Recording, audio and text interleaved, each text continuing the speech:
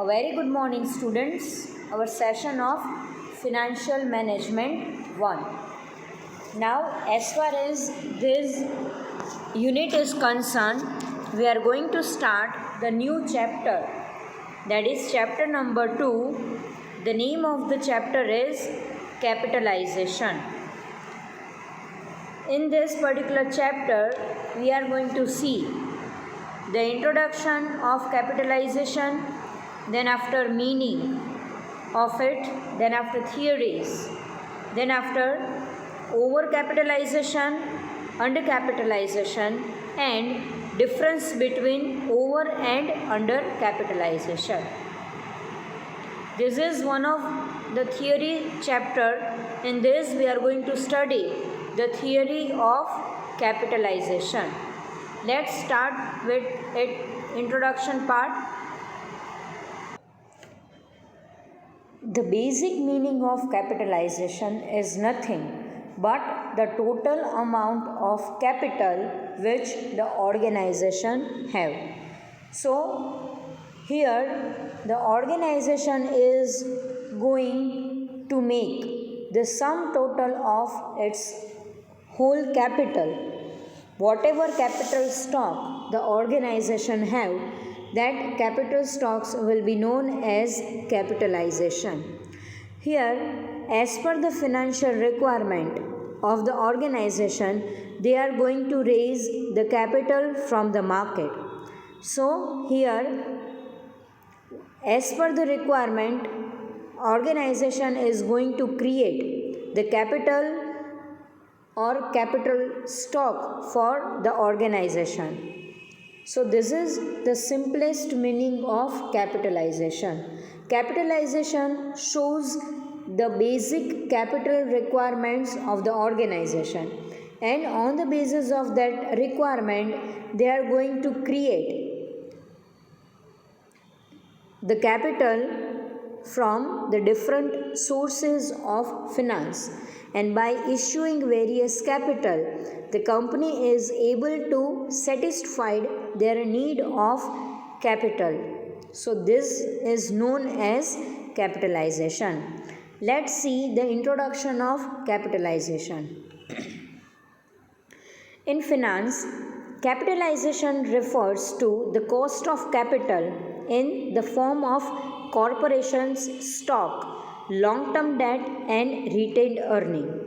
So here it is a sum total of all over corporation stock, the long-term debt, and the amount of retained earning that each and every year organization is going to kept from their net profit. So this combination will be known as capitalization. In addition, market capitalization refers to the number of outstanding shares multiplied by the shares prices. Here we also see the concept of market capitalization, that how market capitalization is going to affect the decision of capitalization, means how the value of the shares will be, how the shares are responding in our market, that will be there in market capitalization.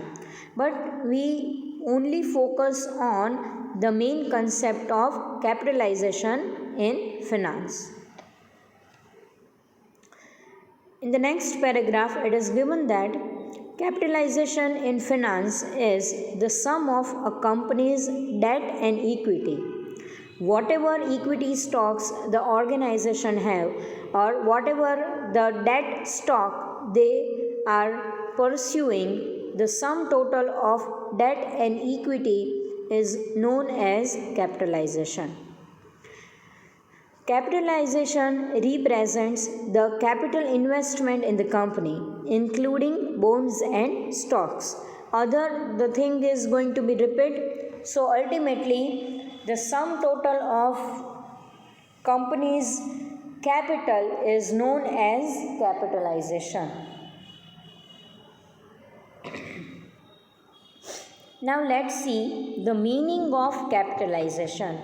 Here in a book you can see various definitions given by various authors, but here we are having the definition of Sri M.C. Shukla, that is, capitalization is the sum total of all kinds of long-term securities issued by a company as well as the surplus which are not meant to be distributed.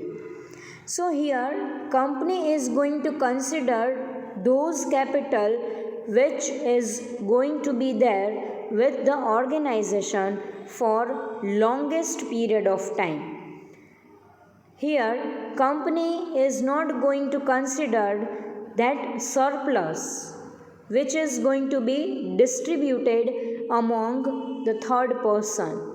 So capitalization is nothing but the summation of long-term securities of the organization. And in the long-term securities, company includes the ownership capital and the borrowed capital, which are for the longest period of time. Here, company is not going to include the short-term capital, but they are focusing on long-term capital only.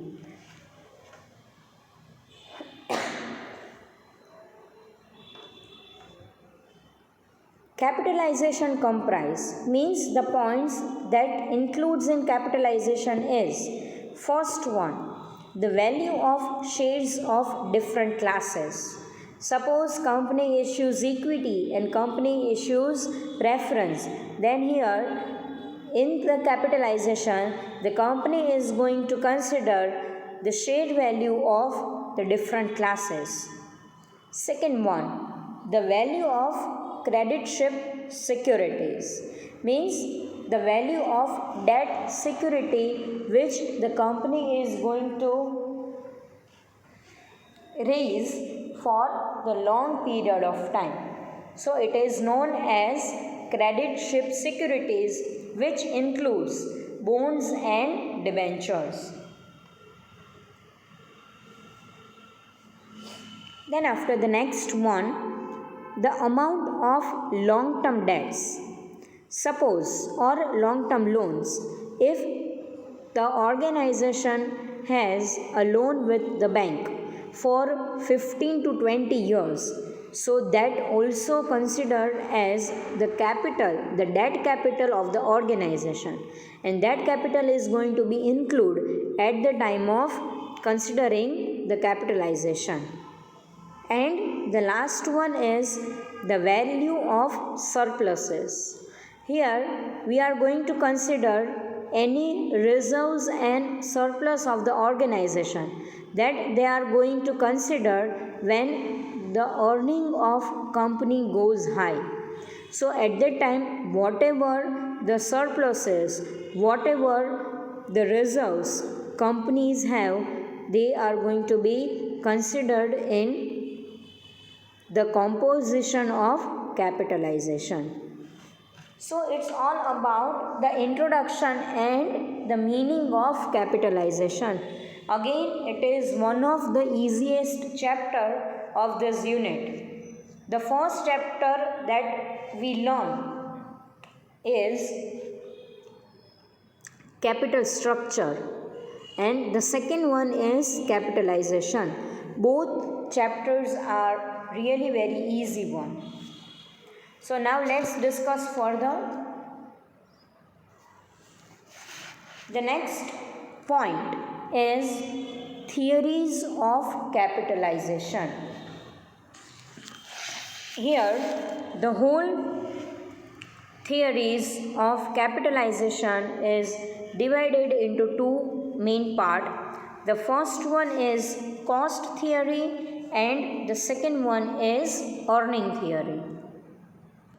Now in the first theory, that is the cost theory, here company is going to focus on the cost of capital, that cost which the company is going to bear at the time of issuing fixed capital in the market. So here company is focusing on cost of equity, cost of debentures and cost of preference shares. Plus there is a cost of retained earning.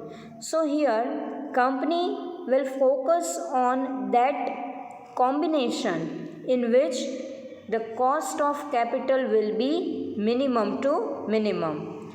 So in this point, the company decides the amount of shares and debentures to be issued and which consist of minimum cost of capital, and through this minimum cost of capital the company is able to gain maximum in the market and they are in a position to enjoy their capital with the minimum cost. And through this theory, means with the help of cost theory, the organization is going to estimate their level of capitalization in the initial stage, that how much cost they are able to bear with the combinations of different securities. If the organization is going to bear a heavy cost, but ultimately the benefits derived from the combinations of different security is not high, then that combination is not suitable for the company. And if such combination in which the cost of capital is high, but ultimately the company's utilization, the company is able to earn maximum to maximum by carrying heavy cost, then definitely company goes for that option. So it is totally depends upon the level of the organization, that how they are going to consider the combinations of different securities in their composition in the market. Means if they are new, then they are not in a position to bear heavy cost, and if they are there in the market for the longest period of time, then company can easily bear the heavy cost and able to gain the maximum advantages from the combinations of different securities with the heavy cost. Then after the second point, that is earning theory. Here company is least focused on cost of capital, but the company's focus is totally based on the earning concept, that how much they are able to maximize their earning, how the company is able to maximize their return with the combinations of different securities. If in the capitalization the company is able to earn maximum to maximum with the different combinations, then definitely company will choose the option, that composition for their capitalization purpose. So here the company's focus is totally based upon the earning concept, that how much the composition of capitalization is able to earn. If the earning is low, then definitely company will not prefer that combination with, or that combination if the combination gives the minimum cost, but the earning must be there, and through this earning company is able to manage their cost of capital if the cost is very high. So ultimately this is the best theory in which we are focusing on earning aspects rather than on cost aspects. So this is a small point, or as far as the examination is concerned, it is not there in your exams, it is for the understanding point of view.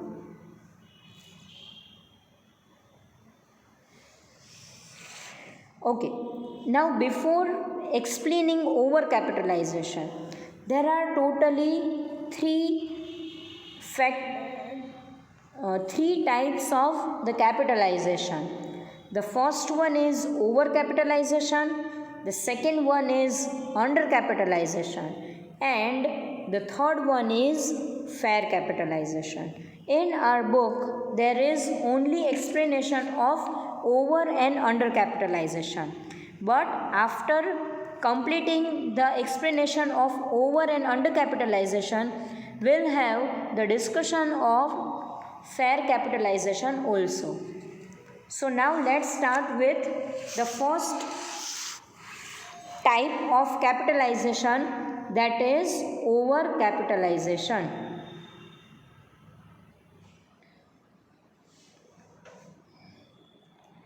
Here over capitalization means when a company has issued more in debt and equity than its assets are worth.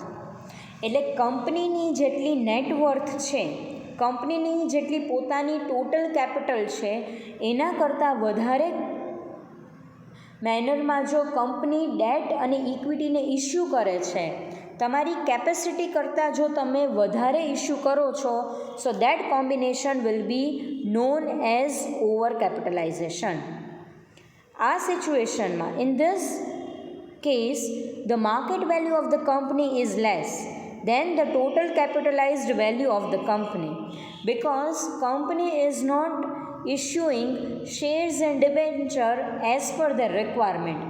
જેટલી requirement છે એટલું તમે issue કરતા નથી, but એના કરતાં વધારે issue થઈ ગયેલું છે. હવે જેટલું એક્સેસ ઇસ્યુ હશે તો ડેફિનેટલી એ એક્સેસનું મિસયુટિલાઇઝેશન થશે, અને જેટલો મિસયુટિલાઇઝેશન થશે એટલું તમારી અર્નિંગ છે એ પ્રોપર મેનરમાં તમે જનરેટ કરી શકશો નહીં. એટલે અલ્ટિમેટલી તમે જે ઇસ્યુ કરો છો અને એમાંથી તમને જે રિટર્ન એનહાન્સ થાય છે એનો કોઈ મિનિંગ નહીં થાય. એટલે બેસ્ટ ઓપ્શન, આનું એક સિમ્પલ એક્ઝામ્પલ આપી દઉં કે તમારી કેપેસિટી રોજ 3 રોટીની છે, 3 રોટલી જમવાની છે, એને બદલે તમે તમારી કેપેસિટી કરતાં વધારે ડિમાન્ડ કરો છો, તમે 5 રોટીની ડિમાન્ડ કરો છો, તો તમે તમારી કેપેસિટી કરતાં વધારે જમી લેશો, 5 રોટલી વધારે જમી લેશો, એડિશનલ 2 રોટી તમે જમો છો, તો એ જે સેટિસ્ફેક્શન લેવલ છે, જે યુટિલિટી લેવલ છે એ તમને ડિરાઈવ થશે નહીં.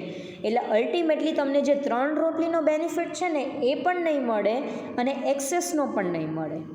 So this is the situation that how in overcapitalization company do not get the benefit of its earning, because company issue the security excess their capacity.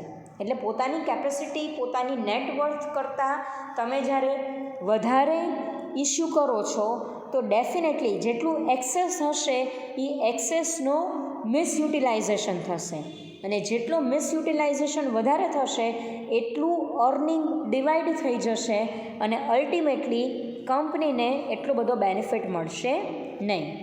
So this is the situation of over capitalisation. An overcapitalized company might be paying more in interest and dividend payments than it can sustain in a long term. તમે તમારી requirement કરતાં વધારે માર્કેટમાંથી date capital rays કરેલી છે કે જેની તમને already requirement નથી. હવે જો જેટલી તમારી બોરોડ કેપિટલ માર્કેટમાં મેક્સિમમ હશે તો તમારે એટલું ઇન્ટરેસ્ટ એમાં પણ મેક્સિમમ પે કરવું પડશે, અને definitely it will be four the longest period of time. એટલે કંપનીમાં રિક્વાયરમેન્ટ પણ નથી અને તમે એડિશનલ તમારી કોસ્ટ પણ તમે બેર કરો છો, that is the cost of date. તો અલ્ટિમેટલી જે પણ બેનિફિટ તમને ડિરાઈવ થતો હશે એ બધો બેનિફિટ કંપનીના ડેટ કેપિટલના ઇન્ટરેસ્ટમાં પે કરવામાં જતો રહેશે. એટલે કંપનીને અલ્ટિમેટલી કોઈ પણ જાતનો બેનિફિટ મળશે નહીં. Overcapitalization occurs when a company has more debt than its assets are worth. Company જ્યારે કેપિટલને રેઝ કરે છે માર્કેટમાં, at that time they are focusing on debt capital only. There are basically two reasons to issue maximum debt capital. The first one is the cost of debt capital is cheaper as compared to equities, and the interest on debt capital is totally tax free. So for these two reasons the company raises their capital through debt only, but basically their net worth are very less. તમારી પોતાની capital જ એટલી less છે, તો if with the minimum capital if you are issuing maximum debt, then ultimately it will be burdensome for the organization at the time of payment of interest and at the time of payment of principal amount. A company that is overcapitalized may have to pay high interest and dividend payments that will eaten up its profit. Definitely તમે જેટલું interest pay કરો છો તો એ તમે તમારા પ્રોફિટમાંથી જ તમારે share કરવો પડશે. એટલે કંપનીનો પ્રોફિટ છે એ બધો ડેટ કેપિટલના ઇન્ટરેસ્ટ અને ડિવિડન્ડને પે કરવામાં જતો રહેશે. એટલે this may not be sustainable in a long term. Initial સ્ટેજમાં કંપની ગમે તે રીતે પોતાની સેલ્ફને મેનેજ કરશે, but if it is for the longest period of time, then it will become very difficult for the organization to sustain in a long run with the maximum debt capital. So ultimately a company that is overcapitalized may face bankruptcy. Definitely કંપનીની credit worthiness માર્કેટમાં down થઈ જશે and company will be solvent. So એક બીજા point of વ્યૂથી પણ explain કરું છું કે કંપની જે પણ કેપિટલ રેઝ કરે છે, એ જે કેપિટલ રેઝ કરે છે માર્કેટમાં પોતાની અસેટ્સની સામે, હવે એ રેઝડ કેપિટલમાં જો એને મેક્સિમમ બેનિફિટ ડિરાઈવ નહીં થાય, બરાબર, તો અલ્ટિમેટલી કંપનીનું ફિનાન્શિયલ બર્ડન હાઈ થઈ જશે and company is not able to run smoothly. તમે જે કેપિટલને માર્કેટમાં રેઝ કરો છો એ કેપિટલનું બેનિફિટ તમને જો મિનિમમ મળતું હોય તો ડેફિનેટલી કંપની લોંગ રનમાં સર્વાઈવ કરી શકશે નહીં.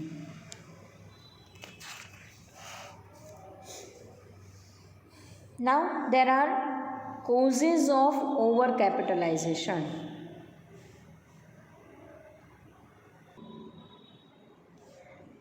The first reason of overcapitalization is promotion during inflation. When the company promote itself at the time of inflation, so the situation is that the prices of each and every assets are very high because there is an inflation in the market. So if the company starts themselves in the period of inflation, then definitely company pays maximum prices of their fixed assets at very high prices, and ultimately the benefits of that assets will be very low. So if the assets worth of rupees 5 crore, the actual price is 5 crores, but during the inflation the market value of that particular asset will goes up, and now company is supposed to pay 8 lakhs for that particular asset, then definitely they are paying high, and the benefits that derived from that particular asset, that will be minimum to minimum. So ultimately the earning of the company will decline, the profit falls, and company is not able to sustain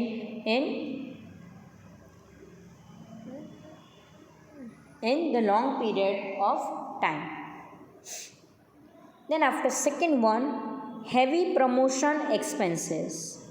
If the company pays very heavy on their promotion expenses, means if the company pays very high on their advertisement, and ultimately if the company do not get the maximum benefit on their expenses, then definitely they are not able to sustain in a longest period of time, because through this promotion expenses the company do not get the maximum market coverage, they are not able to get maximum investors with the profit potential, so the goodwill of the company will goes down, and with the minimum goodwill the wealth maximization concept is not going to be achieved by the company, and they face a heavy loss.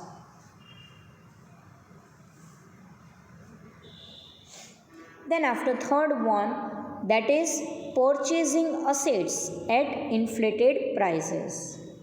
Yes, during the promotion, during the inflation, the prices of the assets will go high. So ultimately, to survive in the market, company needs to pay high prices of these assets, but there is no direct benefits of that assets.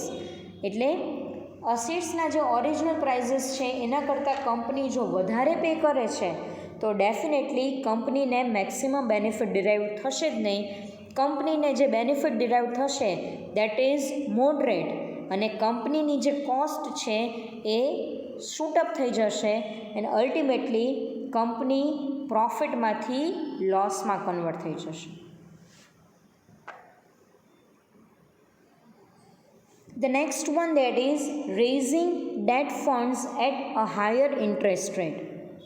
Many a times it is possible that to attract the investors, to attract overall investors in the market, the company offer high rate of interest to their debenture holders, and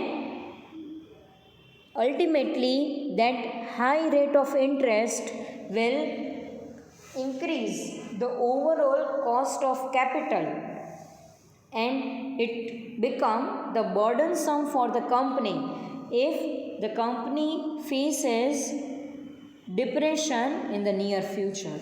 So it is not good for the company if they raises debt fund at the higher rate of interest. The next one is liberal dividend policy.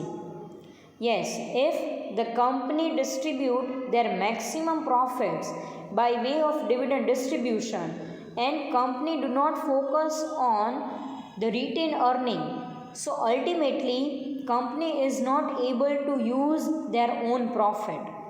So this liberal dividend policy gives the maximum disadvantage at the time of recession. The next reason, that is taxation policy.